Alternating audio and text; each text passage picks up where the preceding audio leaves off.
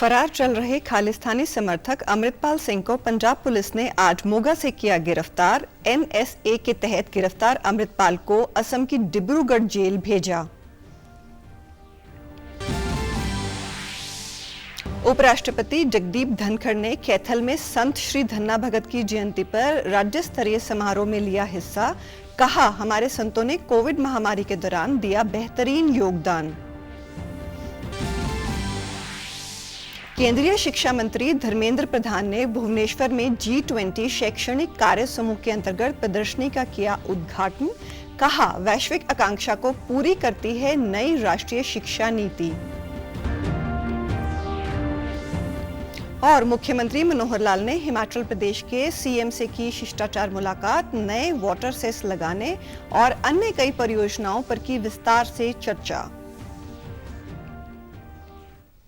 नमस्कार, मैं हूं शैली तनेजा। अब समाचार विस्तार से। 36 दिन से फरार खालिस्तान समर्थक अमृतपाल सिंह को पंजाब पुलिस ने एनएसए के तहत मोगा से गिरफ्तार कर लिया है। पंजाब पुलिस ने मोगा के गांव रोडे से गिरफ्तार अमृतपाल को असम की डिब्रूगढ़ जेल भेज दिया है। मोगा में आईजी इंटेलिजेंस सहित पुलिस के आला अधिकारी रात से ही मौजूद थे। पुलिस ने अमृतपाल से पूछे जाने वाले सवालों का ब्यौरा तैयार कर रखा था। हालांकि अमृतपाल ने ज्यादातर सवालों के जवाब नहीं दिए। इसके बाद पुलिस कागजी कार्रवाई पूरी कर सड़क मार्ग से अमृतपाल को लेकर बठिंडा पहुंची। यहां से उसे डिब्रूगढ़ के लिए रवाना किया गया। अमृतपाल को गिरफ्तार करने के बाद पंजाब पुलिस ने अलर्ट घोषित कर दिया। पंजाब के आईजी सुखचैन सिंह गिल ने कहा कि अमृतपाल सिंह को विशेष अभियान के तहत गिरफ्तार किया गया है।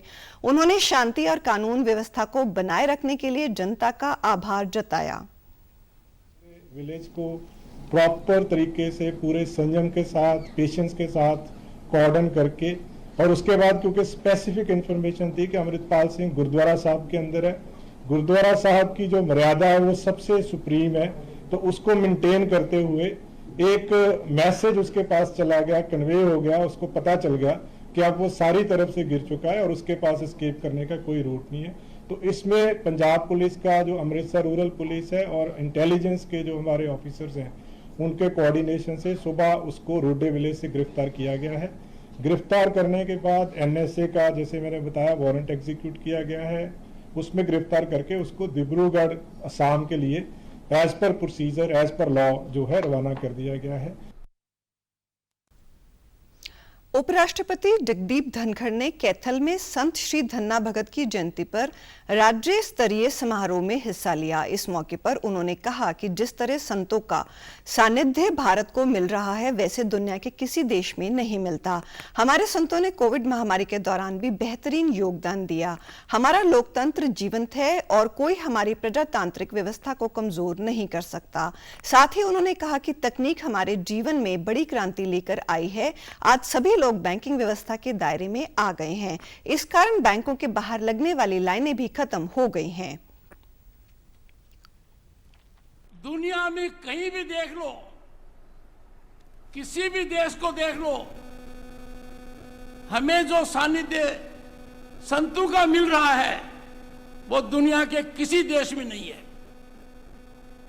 हमारे संत हमारी सांस्कृतिक विरासत को पूरी तरह से रखे हुए हैं और एक बहुत अच्छे मार्गदर्शन का काम कर रहे हैं।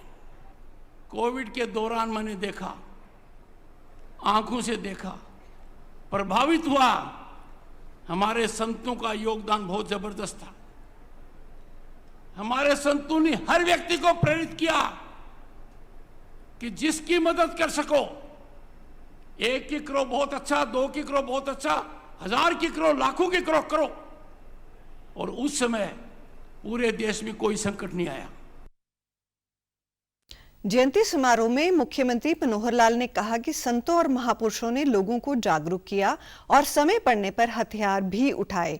मुख्यमंत्री ने गांव के विकास के लिए 7 करोड़ रुपए देने की घोषणा की। उन्होंने कहा कि जींद के हैबतपुर मेडिकल कॉलेज का नाम संत श्री शिरोमणि धन्ना भगत के नाम पर होगा और गांव धन्नौरी में महिला कॉलेज बनाया जाएगा। के 3 श्लोक गुरु ग्रंथ साहब जी में आते हैं। धन्ना भगत जी कौन हुए? अध्ययन किया, और अध्ययन किया तो ध्यान में आया कि देश में एक ऐसा संत जिसके बारे में मुझे जानता नहीं है, उनकी शिक्षाओं का प्रचार प्रसार क्यों नहीं करना चाहिए? कुरुक्षेत्र में मैंने 3 महीने पहले घोषणा की थी कि कैथल जिले में गन्ना की जयंती अप्रैल में आएगी, ये हम सरकारी तौर पर हम मनाएंगे। भदोही में एक महिला कॉलेज, गर्ल्स कॉलेज, इसकी डिमांड आई है, उसको मंजूर किया। पीने के पानी की एक कठिनाई है, पानी की सप्लाई शायद कहीं दूसरी साइड से होती होगी, लेकिन सप्लाई भाखड़ा नहर से हो जाए, आपकी मांग है, इसकी सप्लाई भाखड़ा नहर से की जाए।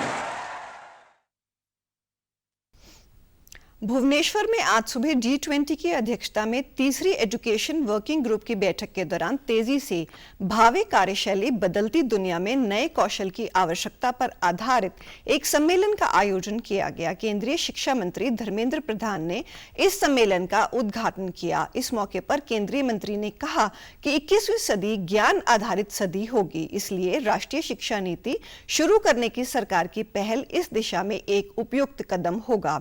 भारत हमेशा से वसुधैव कुटुंबकम और विश्व बंधुत्व का पथ प्रदर्शक रहा है। Market with its new aspiration, India has its own resource. Essentially, India is a knowledge society. 21st century is going to be a knowledge-based century, and India is going to lead role on that. And fortunately, we all are implementing NEP. NEP has a mandate and responsibility to look into the global aspiration. Now we always believe and we always plan for the entire universe. That's for our main theme of this G20 is Vasudhaiva Kutumbakam. That means we have a global responsibility. More than 136 developing countries came on one platform. Haryana निवास पर कल हिमाचल प्रदेश के मुख्यमंत्री सुखविंदर सिंह सुक्खू ने मुख्यमंत्री मनोहर लाल से शिष्टाचार भेंट की। इस दौरान दोनों सीएम ने कहा कि पड़ोसियों का संबंध दोस्तों से बढ़कर होता है, उसे दोनों राज्य मिलकर रखने में सहयोग करेंगे। उन्होंने पानी और बिजली को लेकर विस्तार से चर्चा के साथ सीमा और सड़कों को लेकर भी बातचीत की। इस दौरान आदि बद्री डैम को लेकर हुई चर्चा में तय किया गया कि जल्द ही इस पर कार्य शुरू किया जाएगा। वाटर जनरेटर सेस पर चर्चा करते हुए सीएम मनोहर लाल ने कहा कि इस सेस का भार हरियाणा की जनता पर पड़ेगा। पुराने प्रोजेक्ट पर हिमाचल प्रदेश कोई कर नहीं ले सकता। यदि हरियाणा सरकार कोई नया प्रोजेक्ट लगाने पर सहमत होती है तो ही हिमाचल सेस लगा सकता है। आदि बद्री का जो हमारा डैम का एक समझौता हमारा पहले हो चुका है, उस पर भी एनवायरनमेंट क्लियरेंस जो होनी है उसको शुरू करके ताकि उसको भी काम को शुरू कराएं। बिजली के इश्यूज़ में जैसा अब एक नया सेस का विषय भी आपने निकाला है, हालांकि उसमें कोई हमारी सहमति आपस में नहीं है किसी प्रकार की, क्योंकि उसमें आपको पता है इधर इन्होंने एक्ट बनाया, हमने भी रेजोल्यूशन पास किया था विधानसभा में, तो हम जैसे होता है कभी let us agree to disagree, तो उसमें हमारा डिसएग्रीमेंट है, उसमें कोई बातचीत आगे होगी। खास करके ये विषय एक सैद्धांतिक विषय है, उसके ऊपर चर्चा होना अभी शेष है। बिजली के नए प्रोजेक्ट्स के लिए इन्वेस्टमेंट के नाते हरियाणा को ऑफर किया है, तो हम उसके लिए तैयार हैं। उसका जो एक कोई प्रोजेक्ट रिपोर्ट हमको मिलेगी कि कहाँ कहाँ बिजली के हाइडल के प्रोजेक्ट्स नए और हो सकते हैं, उस पर भी हम लोग विचार करेंगे ताकि दोनों प्रदेशों का म्यूचुअल अंडरस्टैंडिंग बने। हिमाचल में नए प्रोजेक्ट लगाने के लिए हिमाचल प्रदेश के मुख्यमंत्री ने भी सहमति जताई है। उन्होंने कहा कि जल विद्युत परियोजनाओं पर लगाए जाने वाले सेस से हरियाणा को कोई नुकसान नहीं होगा। बिजली और पानी का लाभ दोनों राज्यों को मिलेगा। सूडान में फंसे भारतीय नागरिकों के लिए सऊदी अरब आगे आया है। सऊदी अरब ने अपने नागरिकों और राजनयिकों के साथ भारत समेत अन्य देशों के फंसे 157 लोगों को निकाला है। सऊदी विदेश मंत्रालय ने एक बयान जारी कर बताया कि उसने सूडान से अपने और मित्र देशों के कुछ नागरिकों को बाहर निकाला है। इनमें कई राजनयिक भी हैं। बयान के अनुसार सऊदी अरब के 91 जबकि मित्र देशों के 66 नागरिक सुरक्षित निकाले गए हैं। इनमें Bharat, Pakistan, Bangladesh, Bulgaria, Kuwait, Qatar, UAE, मिस्र, टूनेशिया, फिलीपींस, कनाडा, बुर्किना फासो के नागरिक शामिल हैं। सऊदी अरब इन सबको जरूरी सुविधाएं उपलब्ध करवा रहा है। सूडान में हिंसा भड़कने के बाद विदेशी नागरिकों की पहली आधिकारिक निकासी बताई जा रही है। विदेश मंत्री एस जयशंकर सूडान में फंसे भारतीय नागरिकों को सुरक्षित निकालने के लिए लगातार सऊदी अरब और सूडान के संपर्क में थे। मुख्यमंत्री मनोहर लाल ने कल प्रदेश के लिए 131 करोड़ रुपए से अधिक की 8 विकास परियोजनाओं को स्वीकृति दी। इनमें लोक निर्माण विभाग, जन स्वास्थ्य विभाग की 2 और 3 फरीदाबाद मेट्रोपॉलिटन विकास अथॉरिटी की परियोजनाएं शामिल हैं। मुख्यमंत्री कल 10 करोड़ से अधिक की विकास परियोजनाओं की स्वीकृति बैठक की अध्यक्षता कर रहे थे। उन्होंने जींद जिले के दालमवाला गांव की 13 करोड़ से अधिक की जल परियोजनाओं को मंजूरी दी। उन्होंने रोहतक के लिए 23 करोड़ 75 लाख से बरसाती पानी की निकासी के लिए नया डिस्पोजल बनाने की मंजूरी दी। साथ ही FMDA की ओर से मास्टर रोड बनाने के लिए 16 करोड़ और गुरुग्राम फारूक नगर झज्जर 4 लेन रोड के सुधारीकरण के लिए 17 करोड़ 25 लाख रुपए की मंजूरी दी। पंचकुला नगर निगम जन शिक्षण संस्थान के साथ मिलकर लोगों को गीले और सूखे कूड़े को अलग अलग करने के लिए घर घर जाकर जागरूक कर रहे हैं, ताकि कूड़े का सही निष्पादन किया जा सके। विधानसभा अध्यक्ष ज्ञानचंद गुप्ता ने कहा कि पर्यावरण को साफ व स्वच्छ रखने के लिए पंचकुला का सारा कूड़ा अंबाला के पटवी में बनाए गए डंपिंग स्टेशन भेजा जाएगा। पंचकुला को स्वच्छ और सुंदर शहर बनाने के लिए घर घर से गीला और सूखा कूड़ा अलग अलग गाड़ियों द्वारा उठाया जाता है। स्वच्छता अभियान को लेकर के हमने यहाँ गांव जो पटवी है, पहले जो हमारा कूड़ा करकट का निष्पादन था वो पंचकूला के अंदर यहाँ पर ये झूरीवाला के अंदर होता था, लेकिन एक बहुत बड़ा निर्णय हमारे मुख्यमंत्री जी ने लिया कि अब जो भी कूड़ा करकट यहाँ पंचकूला का होगा वो यहाँ से सीधा पटवी जाएगा और पटवी के अंदर ही वहाँ पर उसकी जो भी उसका मटेरियल है या साफ सफाई है वो वहीं पर होगी। स्वच्छता भारत मिशन के पंचकुला के सिटी इंचार्ज ने बताया कि नगर निगम की टीम अब तक पंचकुला में लगभग 1 लाख से अधिक लोगों को कूड़े के सही निष्पादन के लिए जागरूक कर चुकी है। वहीं स्थानीय निवासियों ने कहा कि नगर निगम की टीम ने कूड़े का निष्पादन कर खाद बनाने की जो विधि बताई है वो उसे अपनाकर शहर को प्रदूषण मुक्त करने में अपना योगदान अवश्य देंगे।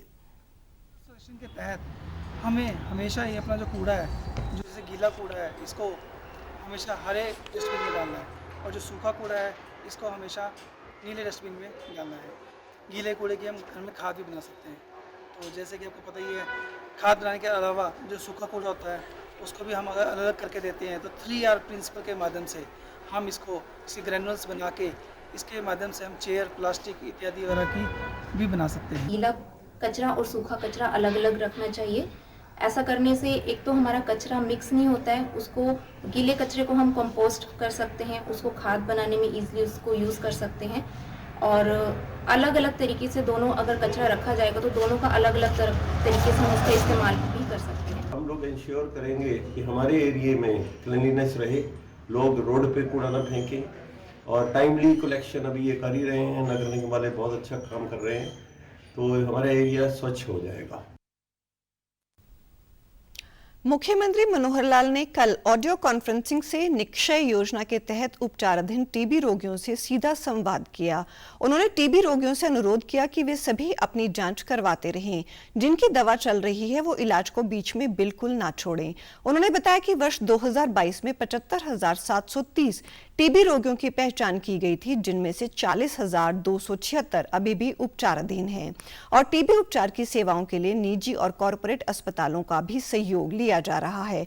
मेदांता अस्पताल की ओर से यमुनानगर व करनाल में मोबाइल वैन द्वारा सघन खोज अभियान चलाया जा रहा है। रेवाड़ी में भी एक कंपनी मोबाइल वैन से टीबी के नए रोगियों की जांच कर रही है, जिसे प्रोजेक्ट संकल्प का नाम दिया गया है।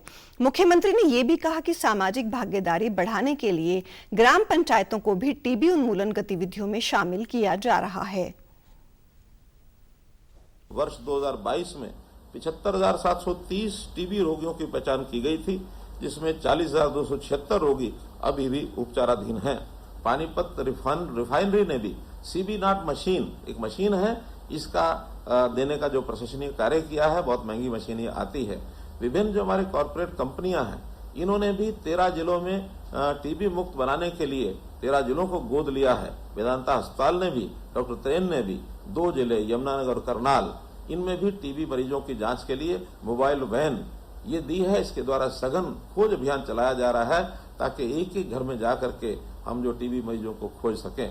इसी प्रकार रेवाड़ी जिले में बीडी कंपनी द्वारा मोबाइल वैन की मदद से टीबी के नए रोगियों की जांच की जा रही है, जिसे संकल्प प्रोजेक्ट का नाम दिया गया है। टीबी के सुगम इलाज हेतु हेल्थ एंड वेलनेस सेंटर पर कम्युनिटी हेल्थ ऑफिसर का संपूर्ण योगदान सुनिश्चित किया जा रहा है और सामाजिक भागीदारी बढ़ाने के लिए और ग्राम पंचायतों को भी टीबी उन्मूलन गतिविधियों में शामिल किया जा रहा है। प्रधानमंत्री नरेंद्र मोदी ने समय समय पर लोगों से भारत में बड़ी संख्या में बुनकरों और हस्तशिल्पियों को बढ़ावा देने का आह्वान किया है।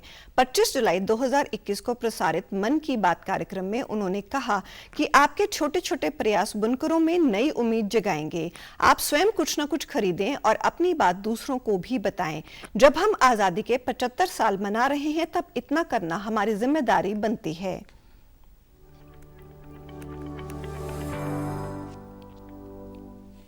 साथियों, हमारे देश के ग्रामीण और आदिवासी इलाकों में हैंडलूम कमाई का बहुत बड़ा साधन है। ये ऐसा क्षेत्र है जिससे लाखों महिलाएं, लाखों बुनकर, लाखों शिल्पी जुड़े हुए हैं। आपके छोटे छोटे प्रयास बुनकरों में एक नई उम्मीद जगाएंगे। आप स्वयं कुछ न कुछ खरीदें और अपनी बात दूसरों को भी बताएं। और जब हम आजादी के 75 साल मना रहे हैं, तब तो इतना करना हमारी जिम्मेवारी बनती ही है भाइयों।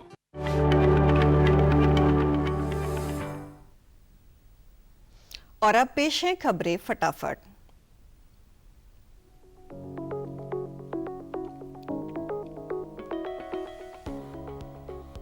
विश्व बैंक के लॉजिस्टिक परफॉर्मेंस इंडेक्स में 38वें स्थान पर पहुंचा भारत। प्रधानमंत्री ने ट्वीट कर इस उपलब्धि को बताया उत्साहजनक।